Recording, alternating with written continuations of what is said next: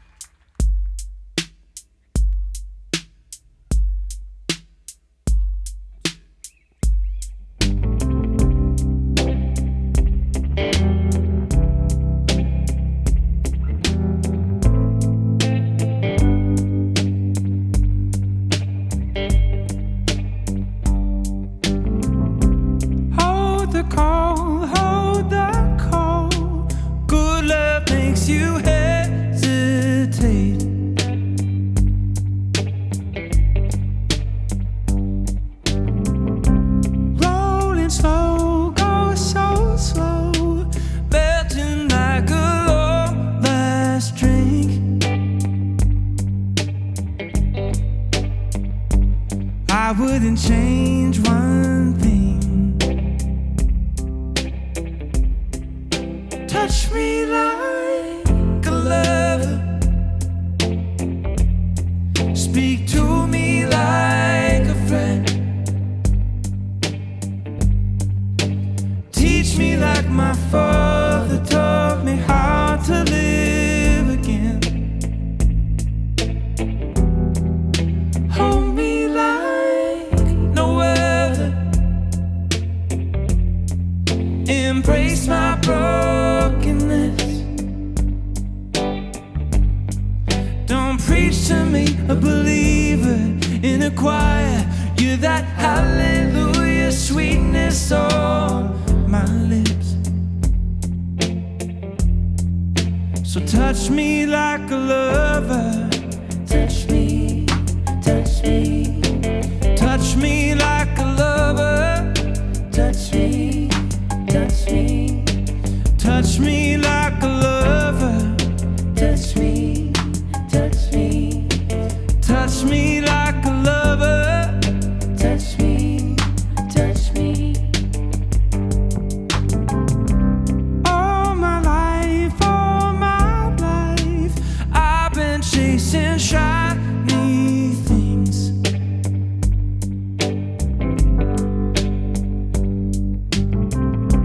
Blind my face, save me from this suffering.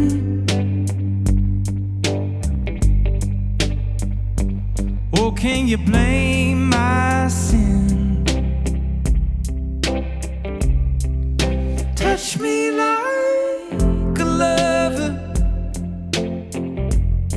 Speak to me like a friend. Teach me like my father taught me how to live again.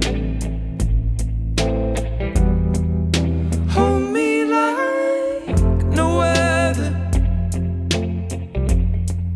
Embrace my brokenness. Don't preach to me, a believer in a choir. You're that hallelujah sweetness on my lips. So touch me like a lover.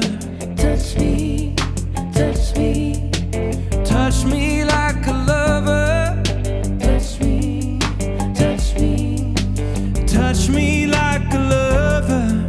Touch me, touch me. Touch me like a lover. Touch me, touch me. Ooh, touch me like a lover. Touch me, touch me. Touch me like a lover.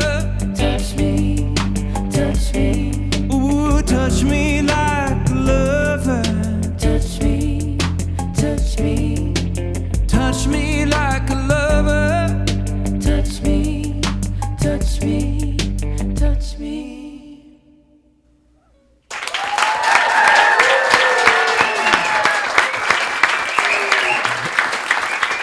Thanks. Wow. Thank you so much. We are here live at the Leon Loft on Ann Arbor's 107.1 with sim-muhl. Brian, thank you so much. That was just beautiful. Thank you.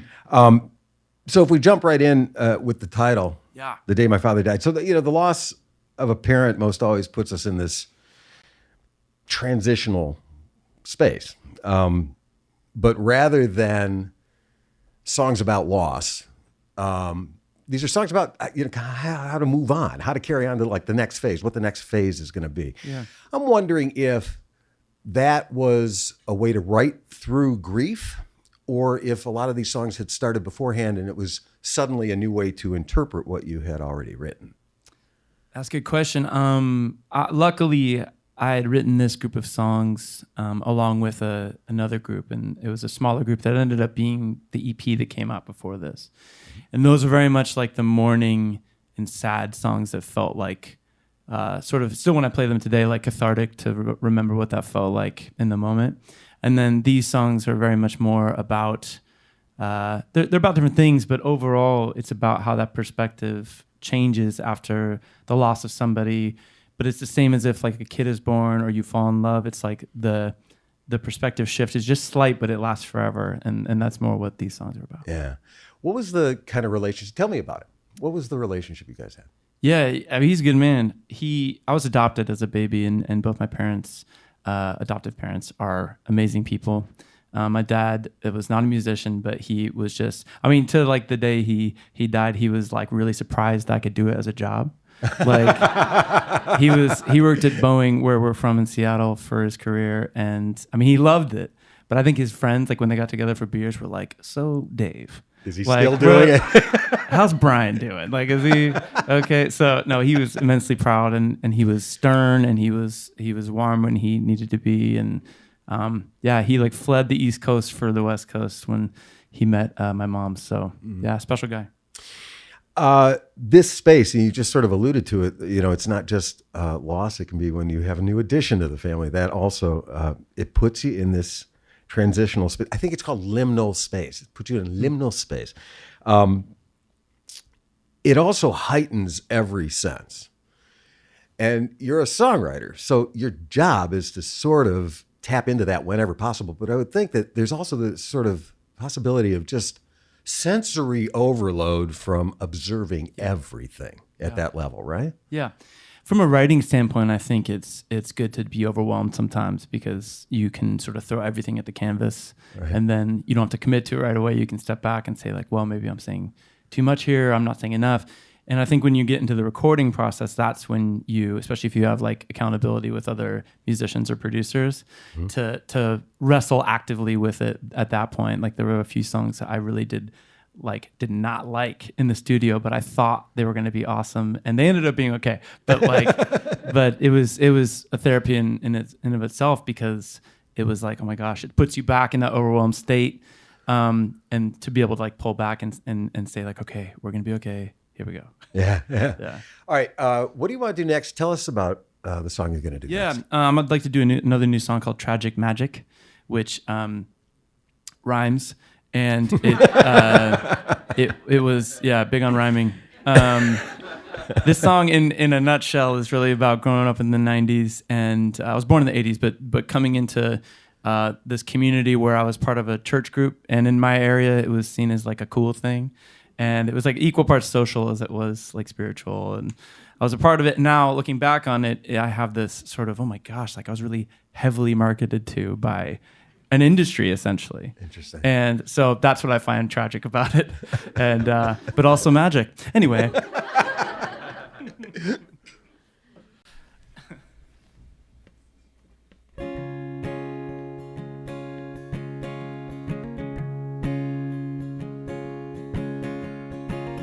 Magic man, I don't wanna let you down. You've been like a father since you came around. Half-baked boy sweating in the summer sun, hits you like a shiver. Tragic magic,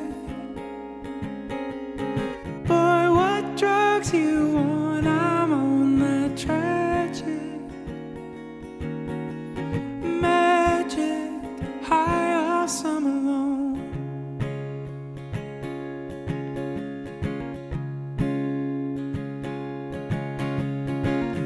Lift each hand, let me hear you sing along. Welcome to the family you were waiting on. Won or dead, I was bought and sold before I was out of high school. Tragic, magic. Boy, what drugs you want? I'm on that tragic, magic, high all summer long.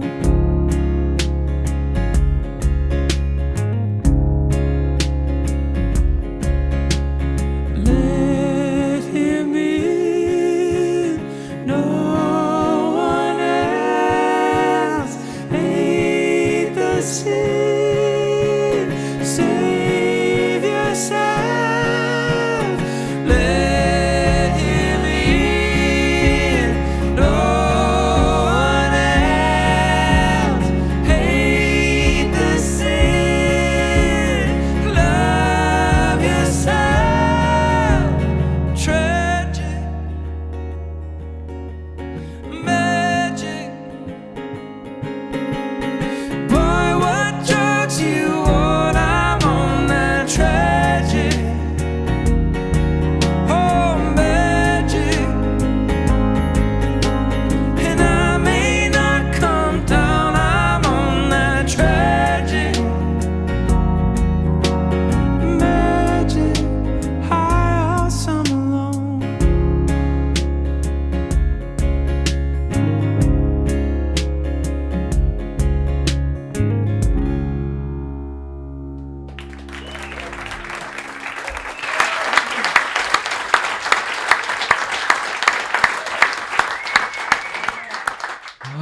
This is a great way to start a year. Leon Loft. So SYML as a musical project, this started as your band Barcelona was winding down. Another transitional period. That band, though, that was a 10-year run. I mean, that was a good long run. These were college friends, right? Yeah, exactly. We met in school. Which then became a thing. I mean, it was signed to a label. It was a thing. was a It's everything thing. that somebody in their 20s is dying for, Definitely. right? Yeah. It was a good, I mean, there were a lot of ups and downs. I mean, Yeah. just like I think it is inevitable when, and I think the major difference, honestly, between that and this is it's not like people were knocking down our door to work with us. And so the people that ended up doing that were not the most like savory people, but we were like a fairly savory band. And so we were like, it's okay. Like, we'll just be good. And I'm sure it'll figure itself out. And it didn't always. So Yeah. But now we're good. Now we're healthy. So this project Yeah. launched, and that means you are entirely in control of everything from the initial idea to the performance for an audience, like the whole through line. Yeah. You get to do that. And it's entirely on you to do that. Is that daunting or freeing or both? Yeah, I mean, it can be lonely. Like there's a big part of after you leave your studio and go into the world to share the music that like it's helpful to have friends along for the ride. But at the same time, like I was in my 20s and now I'm not. Yeah. And so decisions get made differently. Like I have an amazing partner and friends around me that, and my dad was a great source of that too, like of just asking about whether it was contracts or strategy overall. And thankfully, again, this healthy team I have around me is it's not as daunting. So I like being responsible from start to finish of the art and prefer it that way. Yeah. Do you share well? I mean, yeah, I do share well. I think one of the things, and I'm totally honest, some of those more toxic relationships that we had as a young band were really galvanizing, like being able to have opinions creatively stand up for what you think. And I still carry that today. So depending on the scenario, I'm very good at sharing. Yep. That little that little sound you made actually spoke volumes. Yeah. Spoke volumes. All right. So I think this is a wonderful time for you to introduce the band that you have brought with you. Yeah. So to my left is Miss Abby Gunderson.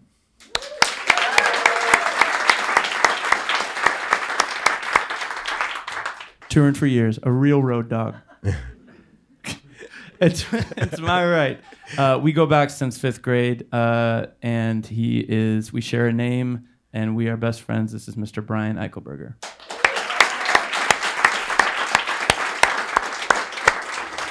What would you like to do next? I would like to do probably the sweetest song on the record. It's a simple one called You and I, and on the record, this artist Charlotte Lawrence joins me on it, and it's one of my favorites.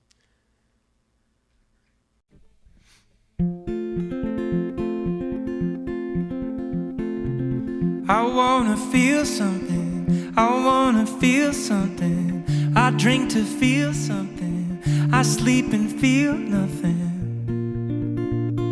Maybe that's where you come in.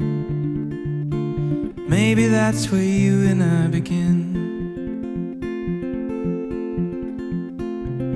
I want some good loving, I want some good loving. Want it to mean something, set this old heart buzzing. Maybe that's where you come in. Maybe that's where you and I begin.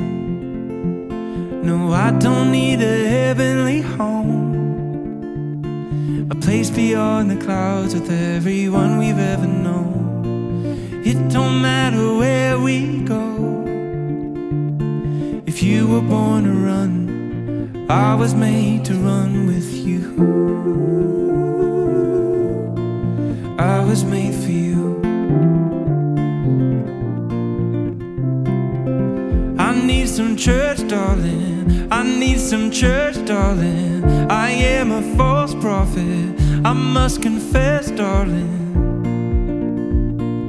Maybe that's where you come in. Maybe that's where you and I begin. Our love's a great mountain, our love's a great mountain. Climbed up and fell down it, we live to laugh about it. Well, baby, you and I survived. Maybe God thanks you that I'm alive. No, I don't need a heavenly home, a place beyond the clouds with everyone we've ever known. It don't matter where we go. If you were born to run, I was made to run with you. I was made for you. I was made for you.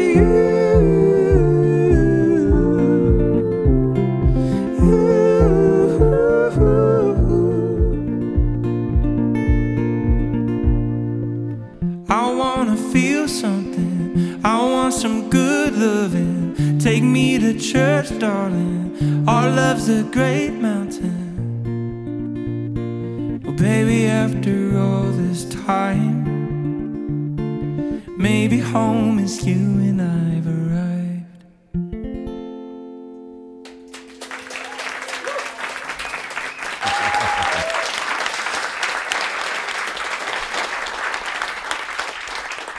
If you are listening on the radio right now, you are listening to a broadcast from the Leon Loft with SYML. We're going to throw things back to the station now, but are continuing on here at the Leon Loft with SYML. The new album is out. It is called The Day My Father Died. It's on the Network Records label. You can find out everything, including tour dates, at SYMLmusic.com. Now it is time to go back to more music on Ann Arbor's 107.1.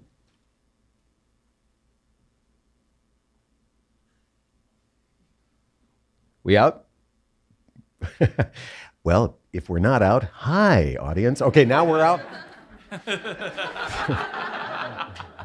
But that's exactly what the people in their office are doing right now. All right. As you mentioned, Charlotte joining you on that song, You and I, on the album. There are other voices as well. Sarah Watkins, love Sarah, and Lucius and Guy Garvey. And you were working with Phil Eck in Seattle. I trust he's still in Seattle. He is, yeah. Okay. So for those who don't know, I mean, you've heard Phil Eck productions for the last 15 years or so. And he can do a record from the Shins, a Band of Horses. He's done most of the catalog for Fleet Foxes and the first Father John Misty, which indicates He's super hip. He's super hip. Oh, yes. But it also indicates a guy who can take on a project like this. Perfect. Like, there are elements of everything that I just mentioned, all those bands, in what you do, track to track, it's wildly different. Yeah. This is the kind of guy you want to have on board, right? Oh, totally, yeah. He's, I mean, he, like I said, he is like more therapist than he is hit record producer. He's he's amazing at, he has a good cool barometer. Like, he's the guy in the room, it's like meh, or that's actually cool.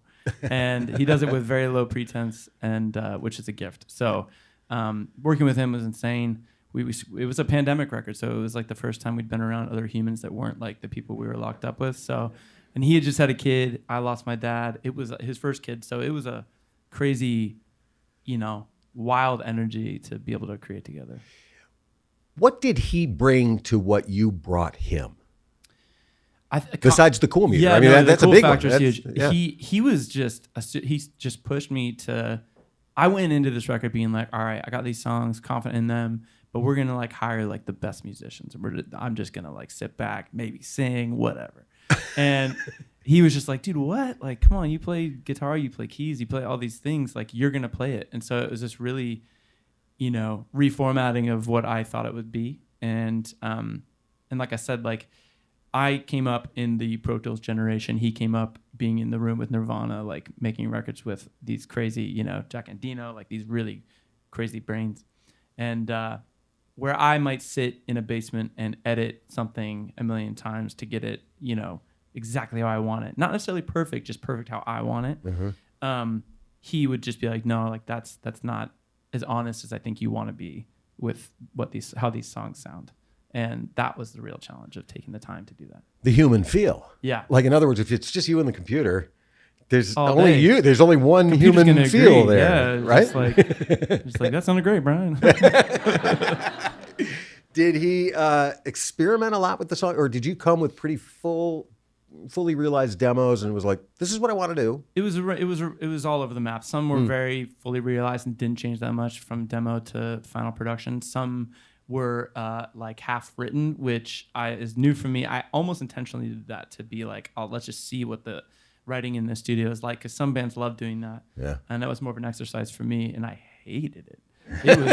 It was not easy, and but he was flex with me and able to be like, well, let's create the palette that you need to be able to fully realize the song. Well, it's because you learn new things. Yeah. Like, you brought something new to the table and hated it. Yes.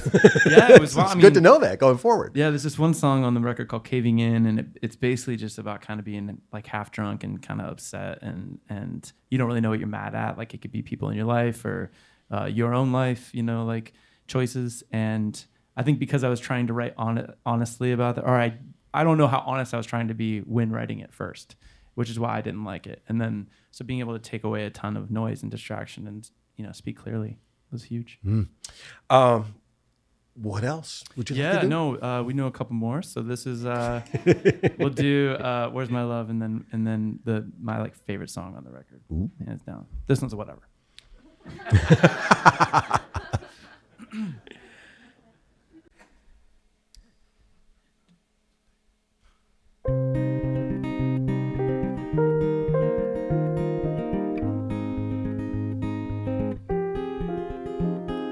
Cold bones,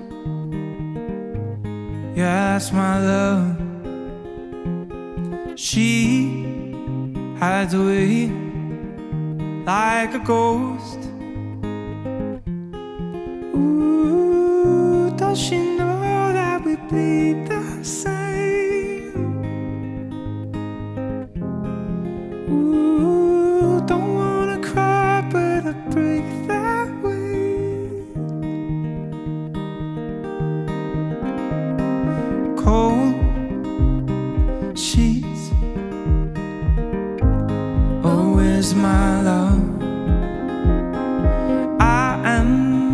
searching high, I'm searching low in the night. Ooh, does she know that we bleed the same? Ooh, don't wanna cry, but it breaks that way. Did she run away? Did she run away? I don't know. But if she ran away, come back home. Just come home.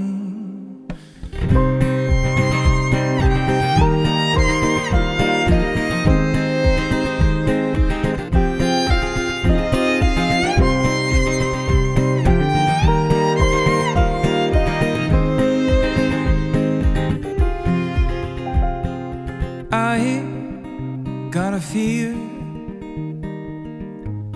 oh, in my blood. She was carried up into the clouds high above. Ooh, if you bled, I'll bleed the same. Ooh, if you're scared, I'm on my way. Did you run away? Did you run away? I don't need to know. But if you ran away, come back home. Just come home.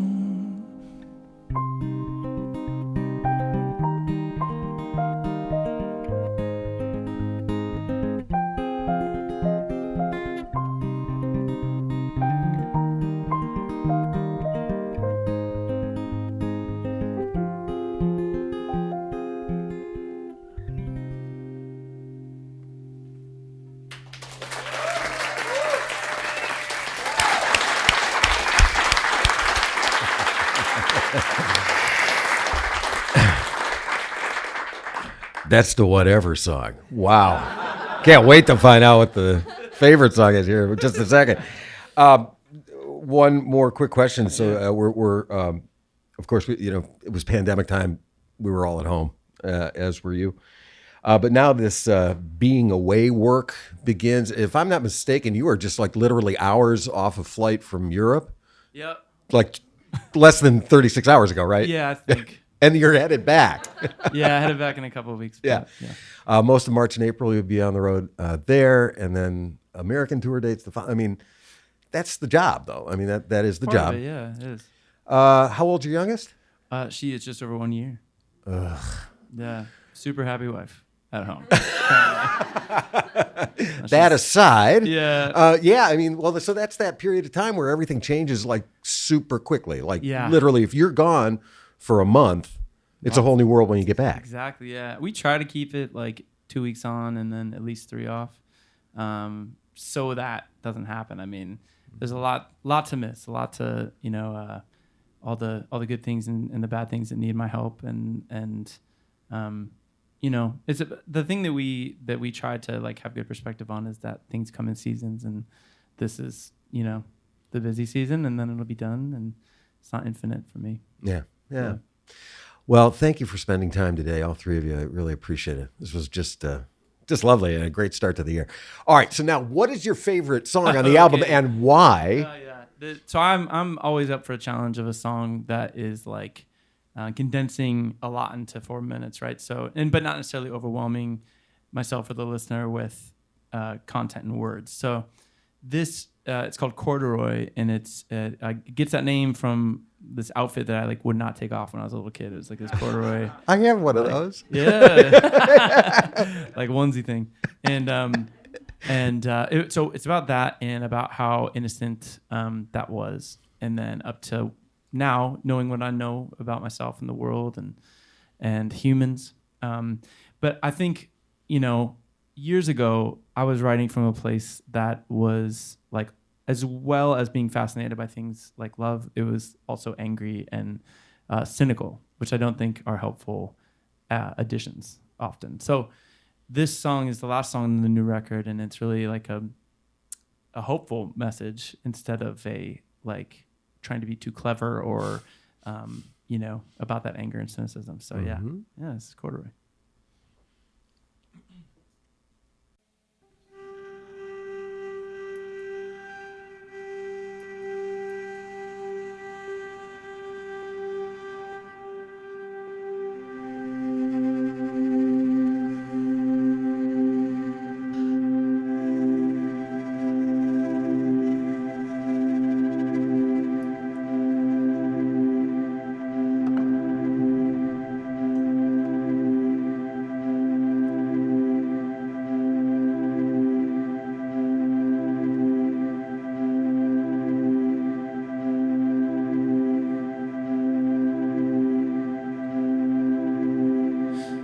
Violet hour is heavy on your eyes, when the wine runs out and all we have is time. Out of all the broken tongues you hear tonight, I hope I say it right.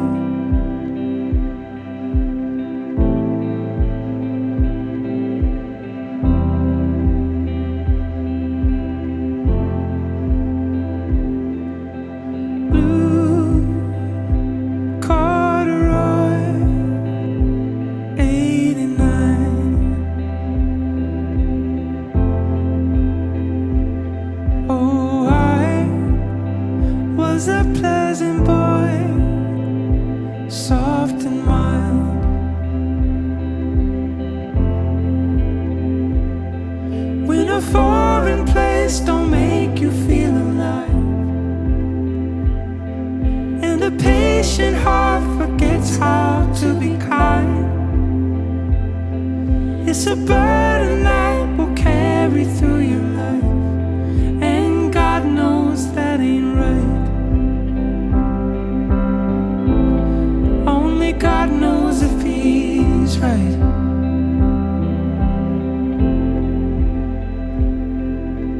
Fields black as coal, spring to life.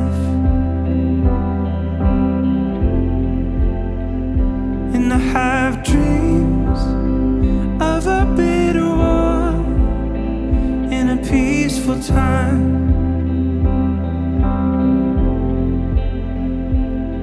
When you realize it's not your fight, and you can't avoid a chance to reconcile, lay 'em down, the stones will never cry. No stone will ever cry.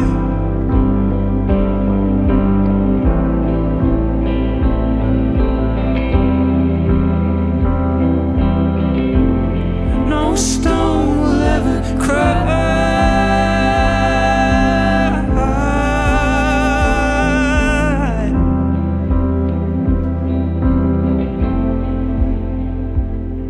When the poison fruit tastes sweeter than you like,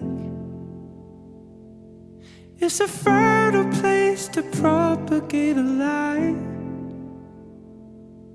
While you're waiting for the nausea to subside, let's drink to what is right. Let's share a drink tonight.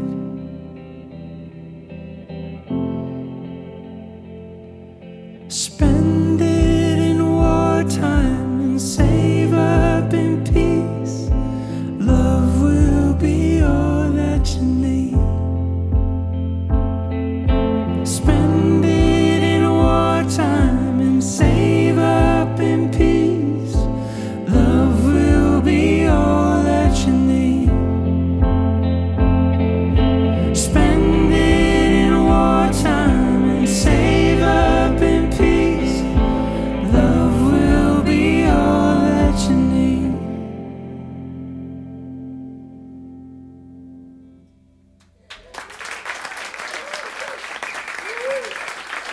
Thank you very much.